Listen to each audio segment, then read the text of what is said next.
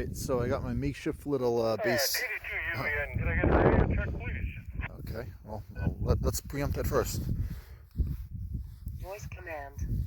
Hey there, Bill. How are you? This is Steve, K2GOG, high atop Brace Mountain. How are you today? Steve, doing great. Yeah, good to hear you. Loving the webpage there and the newsletter, and I'm glad to find you on the radio today. We have a group of soldering students over here at the house, and we just completed the first project, which is a speaker jack. So we're testing it out. Voice command.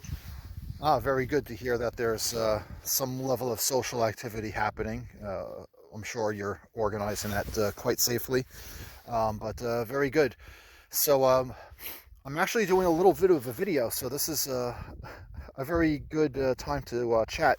So I'm talking to you over a Bluetooth microphone that is going through the radio that I brought up here, and it's connected into a 3-element beam, and I'm at 2,200 foot elevation right on the border of New York, Connecticut, and Massachusetts. So that's where I am. It's quite a lovely day. Not as lovely as sitting in the shack breathing in solder fumes, but there's definitely lots more fresh air where I am probably compared to where you are right now. So back to you.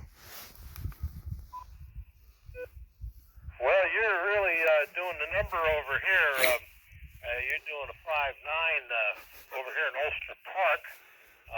I'm talking to you on my base unit right now, the 991A, with the Comet multiband that's up above my garage, and you're doing very good. We have two other hams here, as you know. All right, well, now that we finished chatting with Bill, so let me explain exactly what I'm using here. So this is an Arrow 2 meter and 440 beam. I use this for satellite mostly, but works great for summits on the air activations on those two bands. I have it connected into this orange box, which on the side you'll see I have a BNC and a binding post, which is meant for grounding. And then inside of this is the Icom 705, and it has more than enough room for a couple accessories. I have the stock wired mic in there, and the extra capacity Icom BP307 battery. And the way that I like to use this, or have discovered how to use it, is I could use that Star Trek original series Bluetooth microphone. And so the way that this works is once I pair it over Bluetooth to the Icom 705, I can press this button, it latches the push to talk, and then when I'm done speaking I push it again, and then it goes back into receive mode.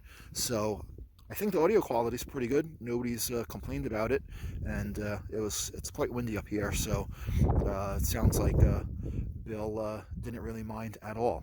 So that's what I'm using. You could also pair a smartphone to the Icom 705 to control frequency and volume, and look at a signal meter and all that.